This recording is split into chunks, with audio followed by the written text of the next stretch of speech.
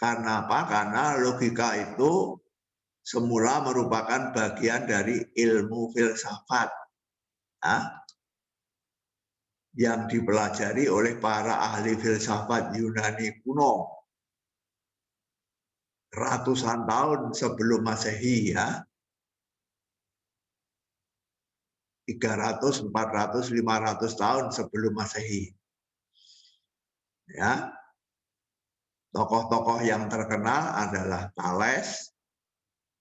Thales ini yang paling kuno yang boleh disebut sebagai bapak ilmu pengetahuan. Lalu Pitagoras kita kenal dalam matematika. Aristoteles ini ahli filsafat. Euclides ini ahli geometri Maka kamu belajar geometri Euclides semester ini di bawah bimbingan Pak Riki geometri Euclides itu penciptanya ini orangnya dan lain-lain jadi logika itu sudah ada sebelum matematika ada sudah kuno sekali logika itu ilmu yang paling kuno adalah ilmu filsafat. Sebelum ilmu-ilmu lainnya ada, ilmu filsafat ini yang lebih dahulu ada. Dan di dalam filsafat itu ada filsafat manusia. Ada filsafat mengenai bagaimana manusia itu menggunakan pikirannya. Nah, salah satu bagian dari filsafat itu adalah logika. Bagaimana manusia menggunakan pikirannya untuk bernalar, menarik kesimpulan.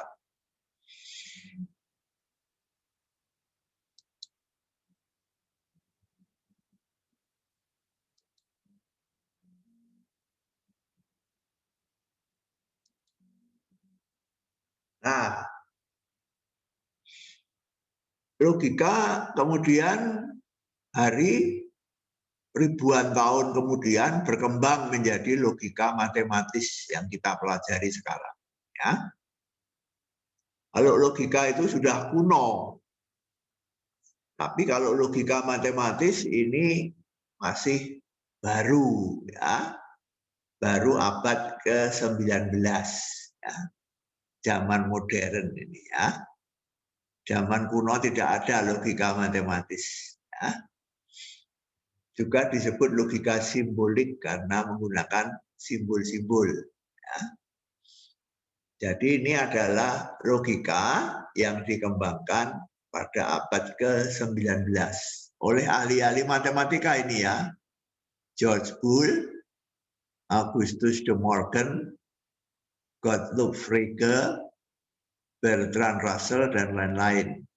Ini semua ahli matematika ahli matematika yang menggunakan matematika untuk mengembangkan logika. Jadi ada dua metode matematis yang digunakan oleh para ahli matematika ini untuk mengembangkan logika. Dua metode itu apa? Yang pertama metode aljabar. Metode aljabar itu apa? Metode aljabar itu kekasannya apa? Kekasannya pertama menggunakan lambang-lambang. Kalau kamu belajar aljabar, kamu menggunakan lambang biasanya X, Y, Z, dan seterusnya X tambah Y sama dengan 10. Nah, itu aljabar. Dan yang kedua, kecuali lambang juga operasi ini operasi. Maka X tambah Y sama dengan 10. Nah, ada operasi tambah di sana. Jadi aljabar itu kecuali lambang juga ada operasi, ya. Perkalian, penjumlahan, pengurangan, pembagian dan sebagainya itu operasi, ya. Kemudian yang kedua metode aksiomatik, ya, ini khusus matematika ya, dimulai oleh Euclides ini ya, di geometri metode ini ya. Metode aksiomatis itu dikembangkan oleh ahli geometri Euclides. Nah, ciri-cirinya apa? Suatu bangunan matematika dibangun berdasarkan aksioma, ya, yang terdiri dari lambang-lambang, formula-formula, pernyataan-pernyataan, dan aturan-aturan untuk menarik kesimpulan. Yang tidak dibuktikan kebenarannya, tapi ditentukan ya, dijanjikan, disepakati. Itu disebut aksioma. Ya. Nah ini dipakai ya metode aksiomatik untuk mengembangkan logika matematis. Ya.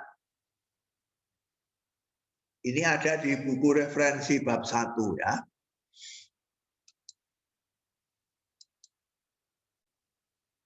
Lalu pertanyaan berikutnya adalah, apa peranan logika dalam matematika?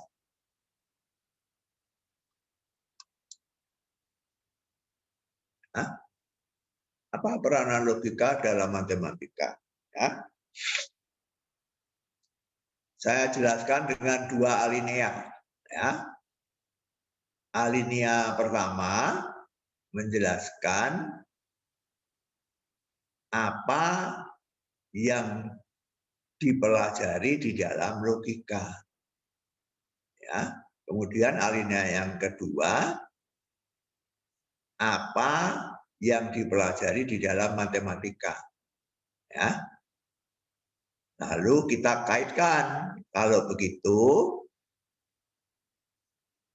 kalau matematika itu mempelajari hal-hal yang demikian, maka diperlukan logika. Ya. Nah, tadi sudah dijelaskan, logika itu adalah kegiatan menarik kesimpulan yang sah. Ya. Kalau kamu belajar ilmu, setiap kesimpulan yang kamu tarik harus sah. Ya, kalau kamu menarik kesimpulan yang tidak sah, hancur ilmunya. Ya. Mengapa dalam ujian itu kamu seringkali mengerjakan soal lalu dinilai salah oleh guru atau oleh dosen?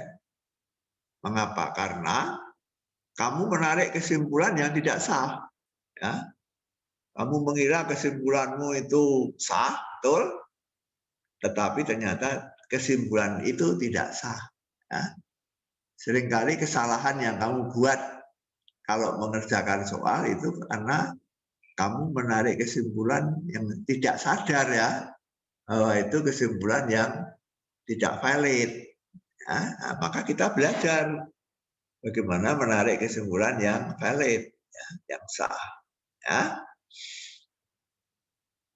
Nah, yang dirumuskan dalam bentuk pernyataan, baik pernyataan tunggal maupun pernyataan majemuk, dan disusun menurut formula atau kaidah tertentu. Maka dalam pelajaran matematika SMA yang tadi saya tunjukkan itu ada bab mengenai pernyataan ya, yang saya sebut proposisi ya.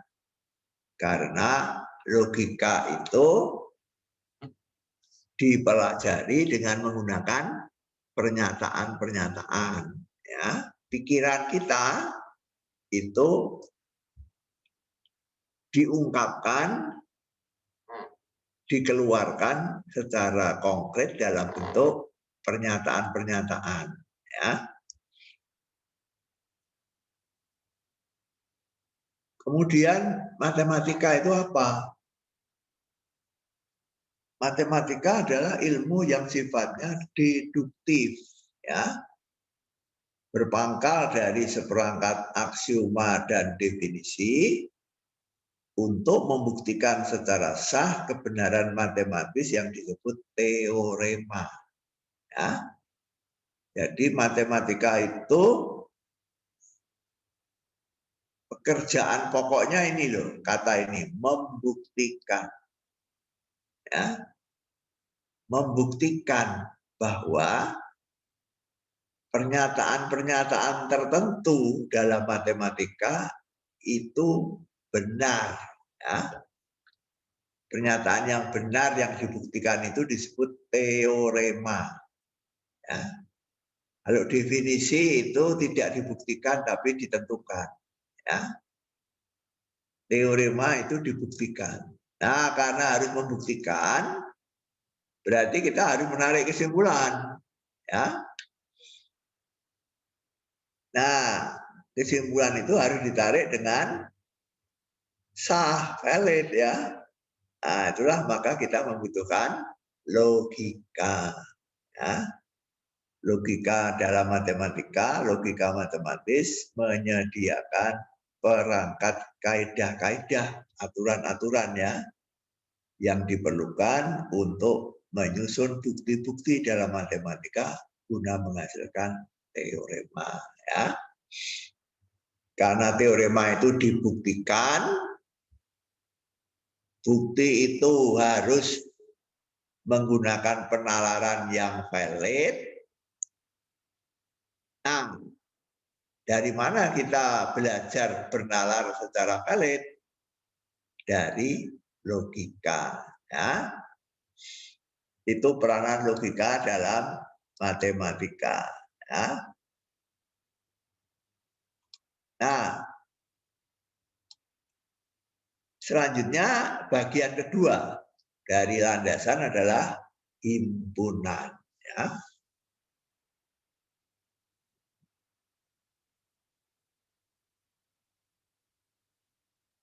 Bagian kedua dari kuliah ini adalah himpunan. Ya. Tadi sudah saya jelaskan bahwa himpunan itu sudah kamu pelajari sejak SMP.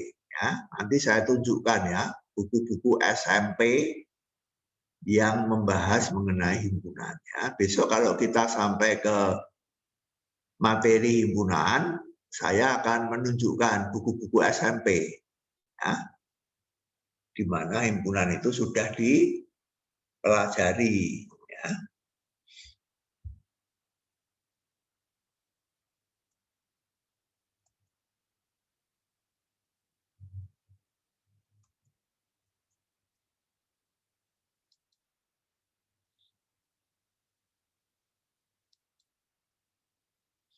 Matematika pada dasarnya bekerja dengan himpunan.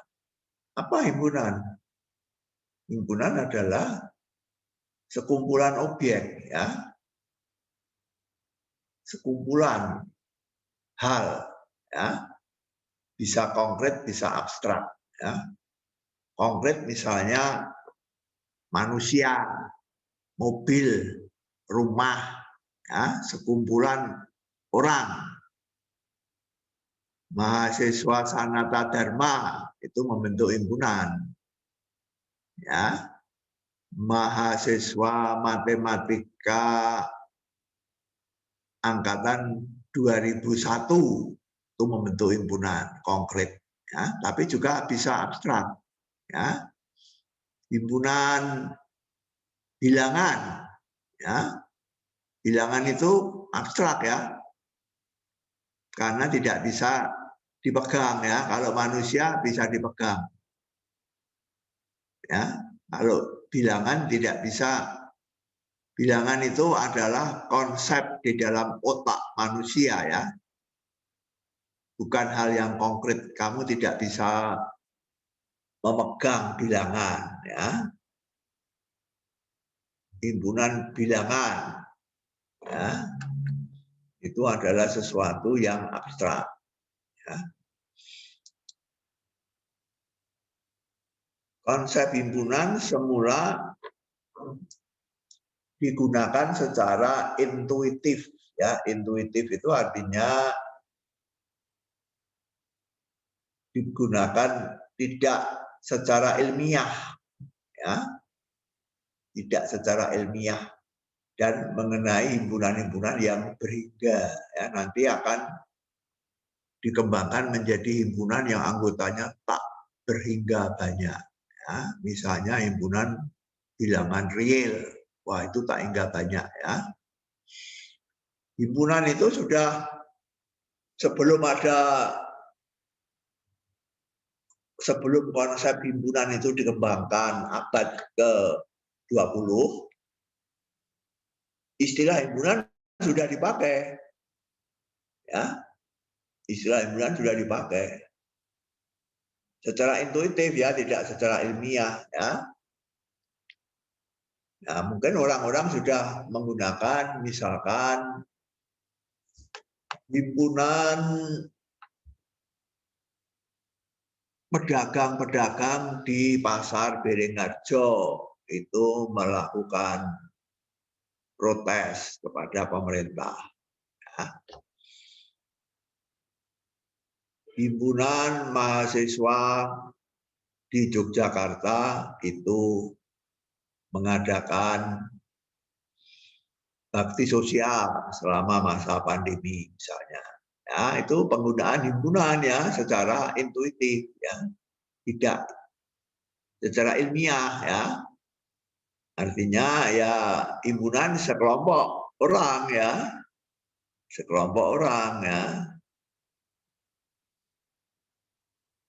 Tapi kemudian konsep himpunan dikembangkan menjadi ilmiah yang kita pelajari dalam kuliah ini, ya. Tokohnya adalah orang Jerman ini, ya, matematikawan Jerman George Cantor. Ya, lihatlah bahwa himpunan baru dikembangkan pada akhir abad yang ke-19, ya, masih baru, ya.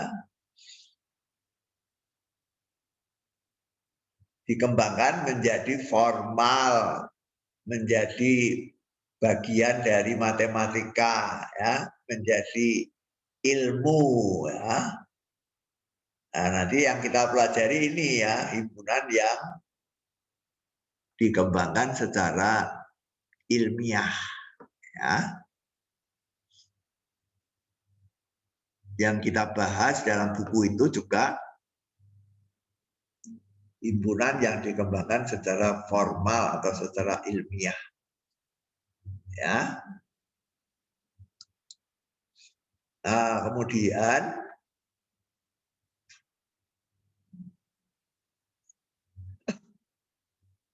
melalui penelitiannya, yaitu penelitian George Cantor ini mengenai himpunan yang tak hingga, Cantor meletakkan dasar bagi teori himpunan yang formal, ya. Jadi seringkali kita menyebutnya teori himpunan, ya. Kalau sudah formal, maka kita menyebutnya teori himpunan, ya. Kalau yang ini tidak formal, ya, ini intuitif namanya.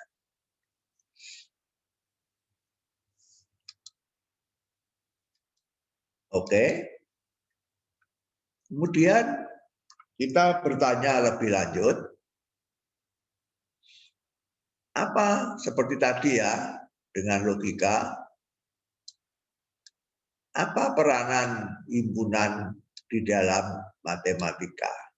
Ya, tadi kita juga bertanya, apa peranan logika dalam matematika, ya? Ingat, landasan matematika adalah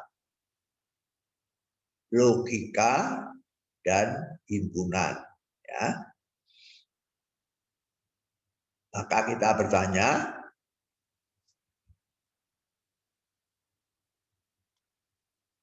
apa peranannya masing-masing itu apa peranan masing-masing dalam matematika ya.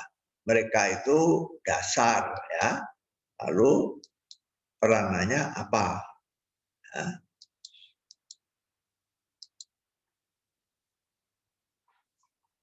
Peranannya ada dua ya. Di satu pihak himpunan itu adalah hal yang dipelajari dalam matematika, maka kamu dalam kuliah ini mempelajari himpunan ya, maka dia adalah objek atau hal yang dipelajari ya sejak di SMP. Ya.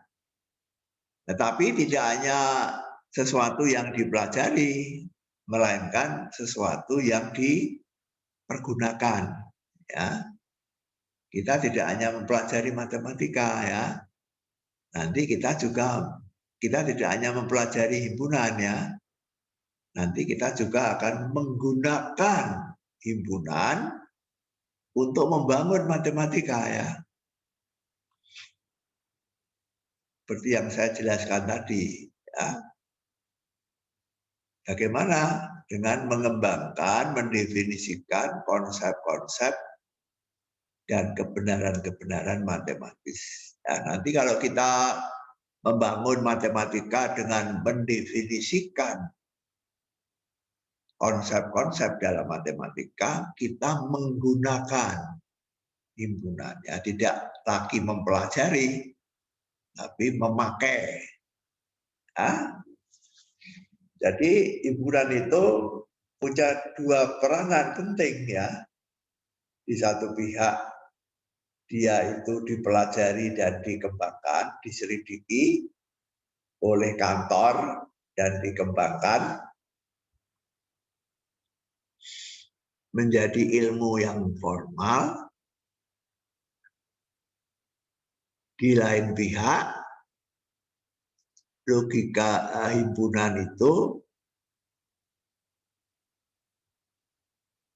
merupakan sesuatu yang kita pakai. Berbeda ya, dipelajari dan dipakai. Ya, dipelajari itu objek. Ya, kalau dipakai itu sarana. Ya, untuk mengembangkan matematika ya, kita kalau mengembangkan matematika harus mendefinisikan konsep-konsepnya ya. Nah, untuk itu konsep-konsep itu didefinisikan menggunakan himpunan ya.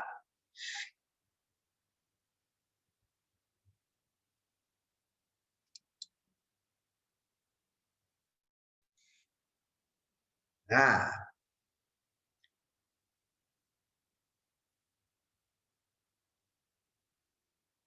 tadi dalam silabus sudah saya sebutkan bahwa kelanjutan dari himpunan itu adalah relasi dan fungsi. Ya. Jadi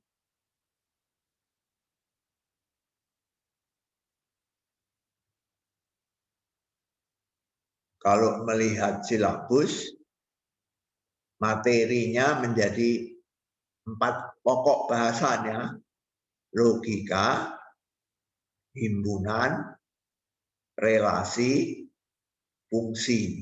Ya. Tapi relasi dan fungsi itu adalah kelanjutan dari atau bagian dari himpunan. Ya. Nanti kita akan melihat ya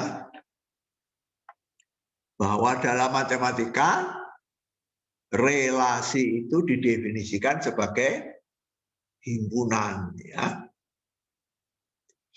Nah, ini khas matematika ya. Relasi didefinisikan sebagai himpunan.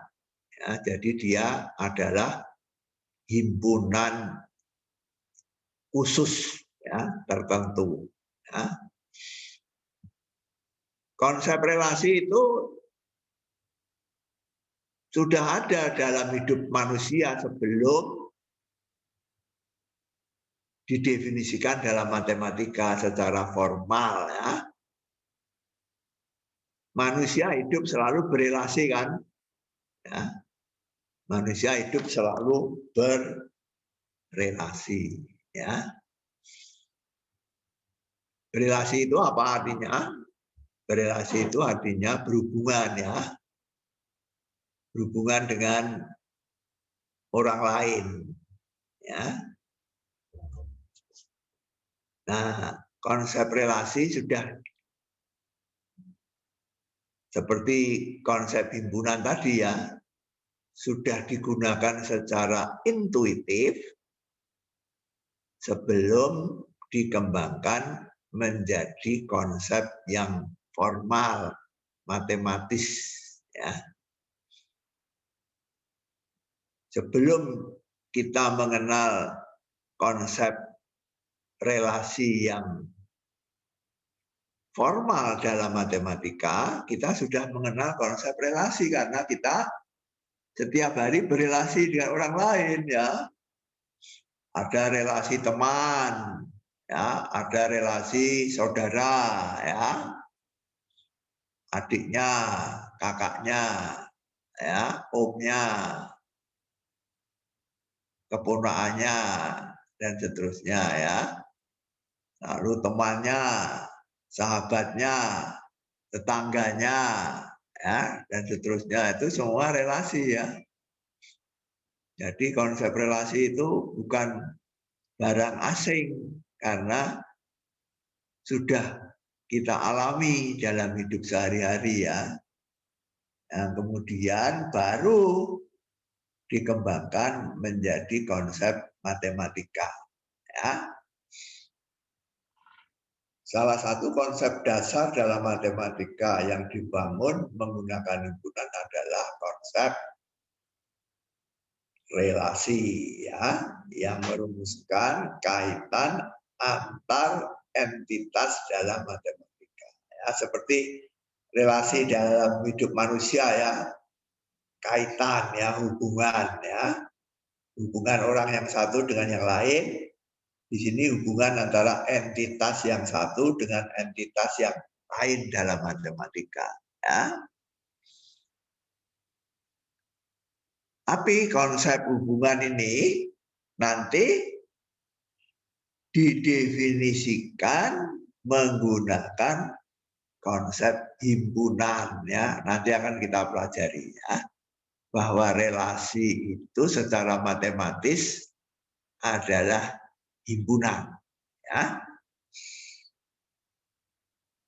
Dengan konsep relasi dapat dirumuskan hubungan ya antara elemen-elemen dalam dua himpunan atau elemen-elemen dalam suatu himpunan ya. Misalnya hubungan kesetaraan, hubungan urutan, dan lain-lain ya. Jadi misalkan kamu punya dua himpunan ya, himpunan bilangan bulat A dan himpunan bilangan bulat B ya.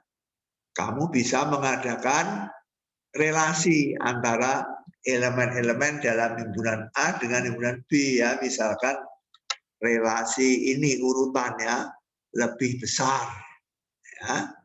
Kalau 3 di himpunan A, 2 di himpunan B, maka 3 berelasi lebih besar daripada 2 ya.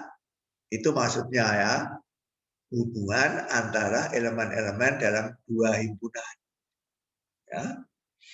Bisa juga elemen-elemen dalam satu himpunan yang sama ya, relasi itu.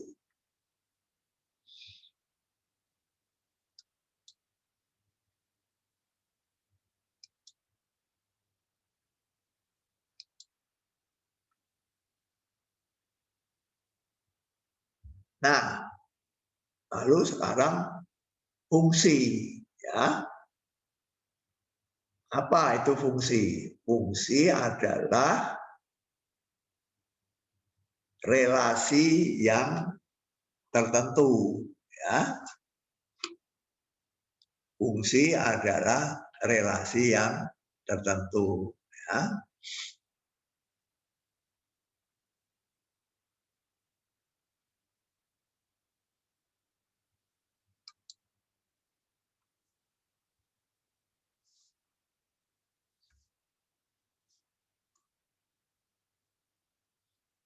Jadi kalau kita mempunyai himpunan,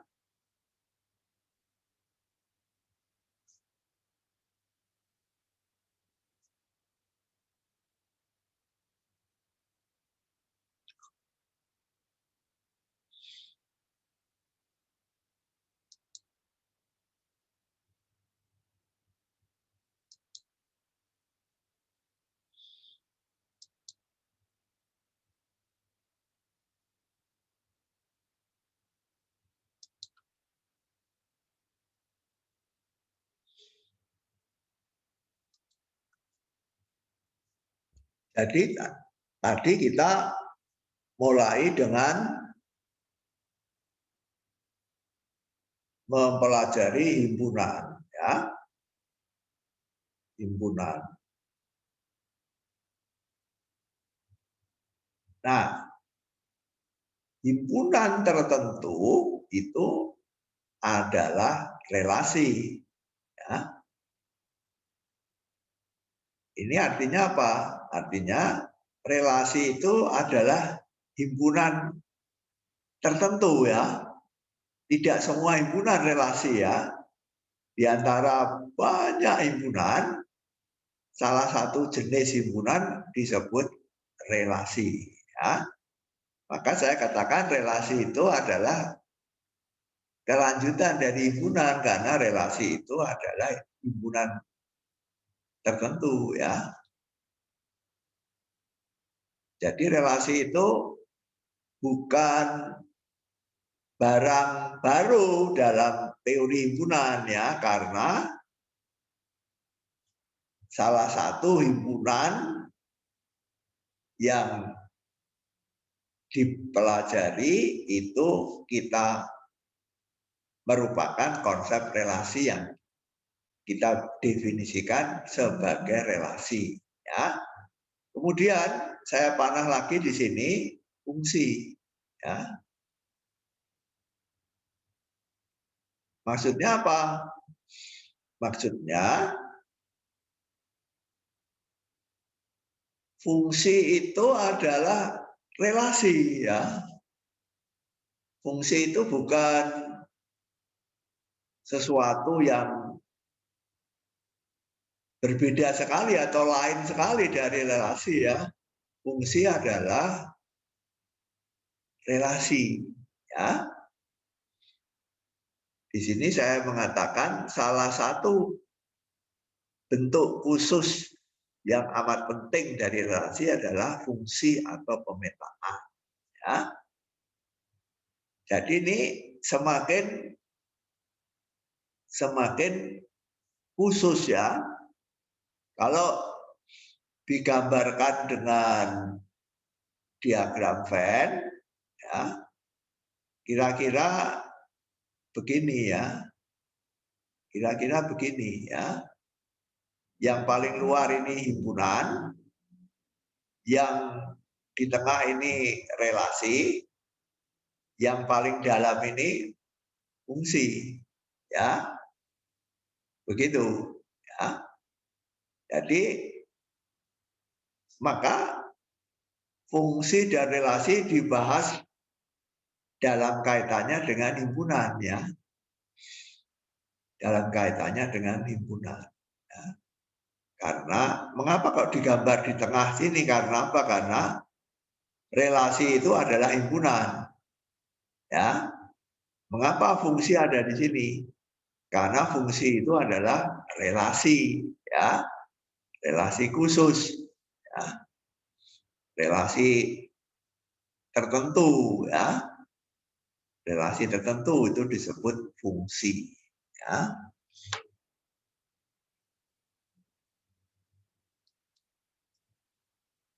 Ya, nanti kalau kita belajar relasi, kita akan melihat ya bahwa banyak konsep-konsep di dalam matematika itu adalah relasi ya, misalkan partisi, koset, isi dan sebagainya ya. Ini topik-topik dalam matematika ya, ini berkaitan erat dengan relasi ya.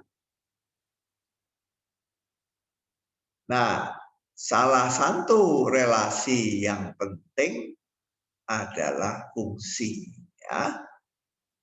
Relasi yang khusus ini ya, mempunyai sifat yang khusus. Dan fungsi ini sangat penting karena mendasari konsep-konsep penting lainnya dalam matematika. Ya, nanti akan kita lihat bahwa banyak hal dalam matematika itu adalah fungsi. Ya, banyak hal dalam matematika itu adalah merupakan fungsi.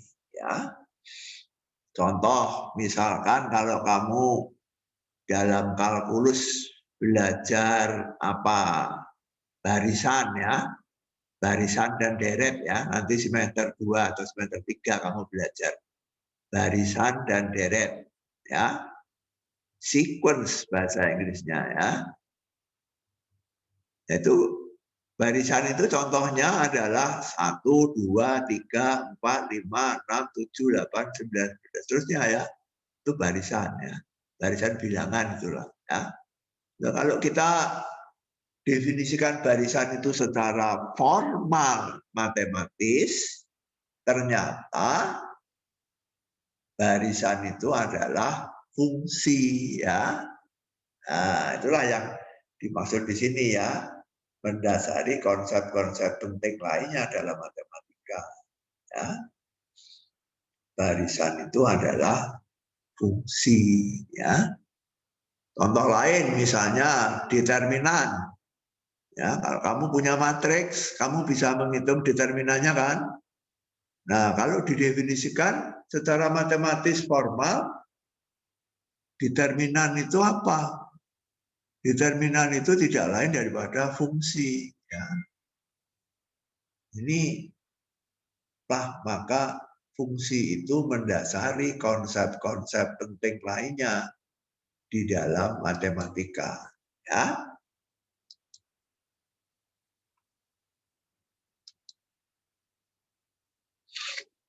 Ini yang saya terangkan ya, dengan menggunakan fungsi.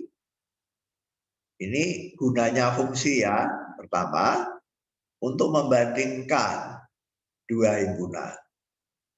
Ya.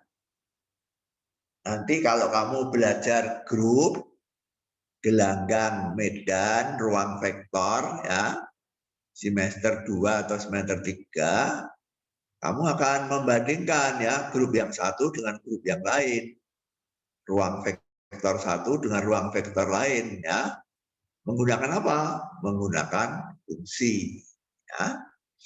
Kemudian yang kedua, untuk mendefinisikan konsep-konsep dalam matematika yang sudah saya sebutkan tadi ya, barisan, determinan, operasi, transformasi geometris dan sebagainya ya. Nanti kalau kamu misalkan di geometri Euclides ya, semester ini ya, belajar geometri Euclides ya, kamu akan belajar transformasi geometris. Ya, misalkan apa? Pencerminan, rotasi, translasi, ya. Itu transformasi geometris ya. Kalau didefinisikan secara matematis, transformasi geometri itu apa? Transformasi geometri itu ternyata adalah fungsi ya. Nah, itulah pentingnya kita belajar fungsi ya, karena konsep-konsep yang kamu pelajari dalam matematika itu nanti dipahami sebagai fungsi ya. Nah, oleh karena itu maka kuliah ini disebut landasan, ya, karena melandasi seluruh matematika. Ya. Matematika apapun juga yang kamu pelajari dalam perkuliahanmu di prodi matematika, matematika apapun juga yang kamu pelajari selalu menggunakan himpunan dan logika. Ya, tidak ada pelajaran atau kuliah di prodi matematika yang tidak menggunakan himpunan, tidak menggunakan logika, itu tidak ada. Ya, semua menggunakan himpunan, semua menggunakan logika.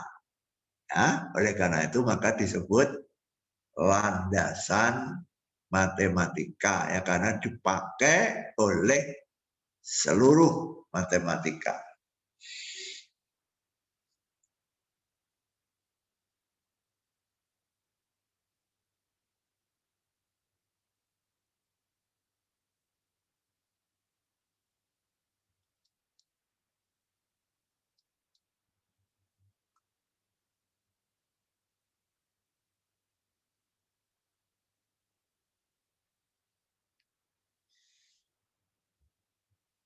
Masih ada waktu 10 menit.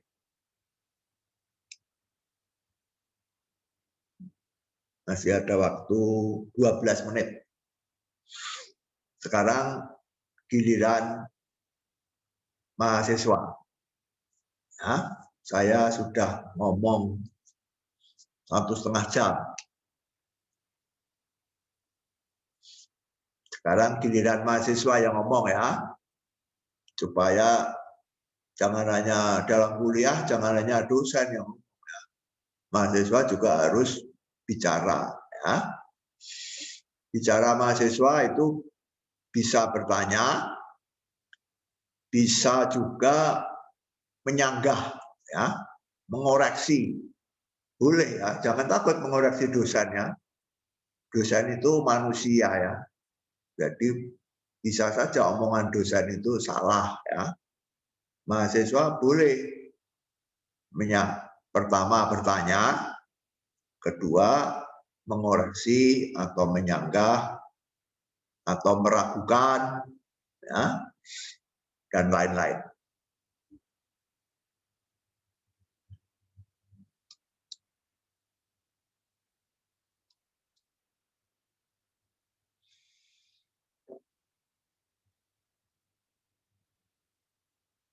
Oke, saya persilahkan siapa yang ingin mengatakan sesuatu, silahkan berbicara langsung atau raise hand juga boleh. Ya. Raise hand mungkin saya tidak melihat karena ini ada 49 peserta, ya, 40, ada 44 mahasiswa baru dan ada sekitar 7 atau 8 mahasiswa lama yang mengulang. Ya. Ada 2 screen ini, ya. Silahkan siapa yang mau bertanya.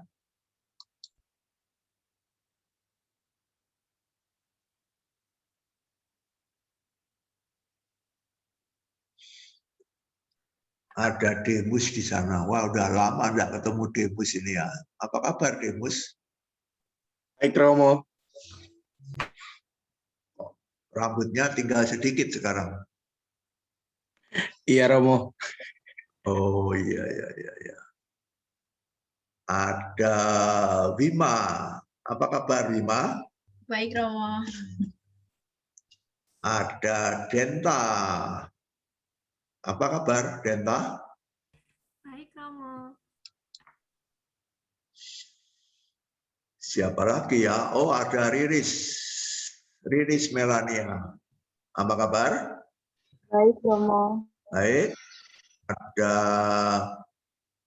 Juli Turnip. Apa kabar, Juli? Baik, Romo. Oke. Feren, apa kabar? Baik, Romo. Baik, ada di mana Feren? Di kontrakan. Apa? Di kontrakan. Di Jogja? Iya, di Jogja. Oh, bagus. Kapan-kapan main ke perpustakaan ya?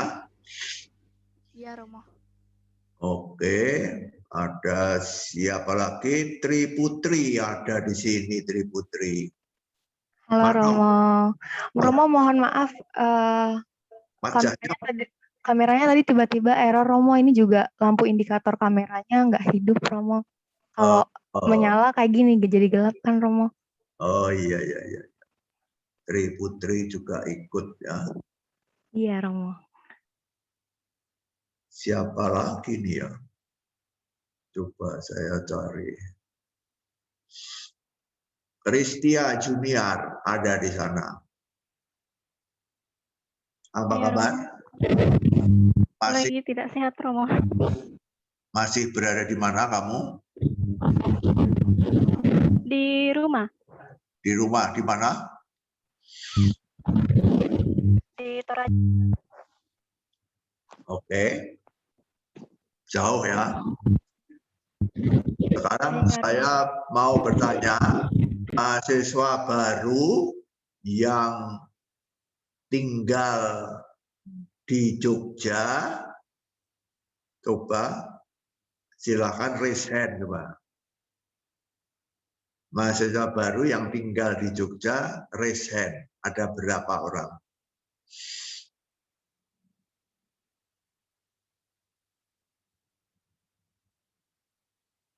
Ada Marta Pramesti. Marta tinggal di mana? Halo Romo. Tinggal di mana? Saya tinggal di Sleman Barat. Apa? Di Sleman. Oh, Sleman. Iya. Maria Goretti tinggal di mana?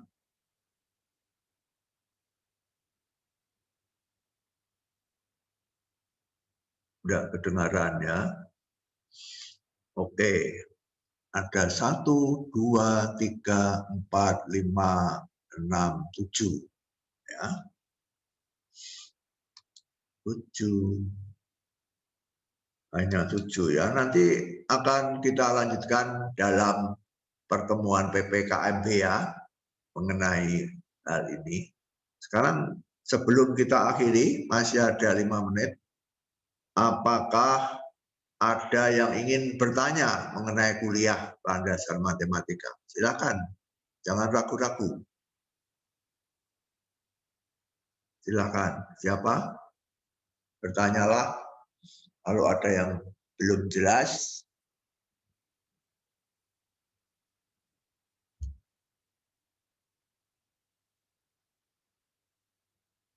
Romo, saya ingin bertanya. Siapa ini ya? Justin Hasim, Romo. Justin Hasim, oke. Silakan Justin. Untuk file PDF teks proposisi yang sudah diupload di LMS itu memang sengaja untuk tidak bisa dibuka atau ada error, Romo? Karena saya tidak bisa membuka filenya. Oh, tidak bisa membuka filenya. Apakah yang lainnya juga tidak bisa atau bagaimana? Coba. Sama Romo. Saya juga Bisa tidak Romo. bisa. Sama Romo. Romo nggak bisa Romo. Oh iya. Oke, nanti saya upload ulang coba. Ya, saya upload ulang dan akan saya cek nanti apakah bisa atau tidak ya. Nanti kalau tidak bisa, silakan melaporkan di grup WA ya, kalau tidak bisa. Ya coba nanti saya unggah ulang filenya, mungkin ada error di sana. Harusnya bisa ya. Oke, ada pertanyaan lagi? Siapa? Sebelum kita akhiri, jangan ragu-ragu. Selamat pagi Romo, saya ingin bertanya Romo. Nama? Nama saya Prima Romo. Oke, Pauline Prima. Ya, di bagian peranan himpunan dalam matematika itu ada entitas. Entitas itu apa ya, Romo? Oh, entitas itu hal ya. Entitas itu hal atau objek ya. Entitas, entity bahasa Inggrisnya ya. Sesuatu hal itu disebut entitas ya. Jelas? Terima kasih, Romo, sudah jelas. Oke. Siapa lagi yang mau bertanya? Jangan lupa mengisi daftar hadir di LMS ya. Kalau kamu hadir, mengisi daftar hadir di LMS. Kalau tidak hadir ya diisi tidak hadir di sana ya. Kalau ngisi hadir, hadir. Kalau terlambat, terlambat di sana ya. Ada pilihannya, ada hadir, ada terlambat, ada izin, dan ada tidak hadir ya. Isi salah satu dengan sejujurnya. Masih ada yang mau bertanya? Silakan, siapa?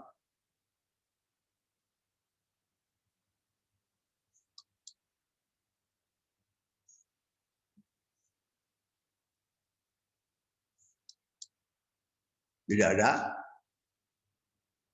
Oke. Kalau demikian, kita akhiri kuliah kita pada hari ini. Kita bertemu lagi besok hari Rabu ya, jam 9 di ruang ini juga. Oke. Sampai jumpa lagi besok hari Rabu pukul 9. Kita akan mulai bab yang kedua ya. Mengenai proposisi, topik yang kedua yaitu mengenai proposisi. Sekian untuk hari ini, sampai jumpa lagi besok Rabu. Terima kasih, Romo. Terima kasih, Romo. Terima kasih, Romo. Terima kasih. Romo. Terima kasih, Romo. Terima kasih, Romo.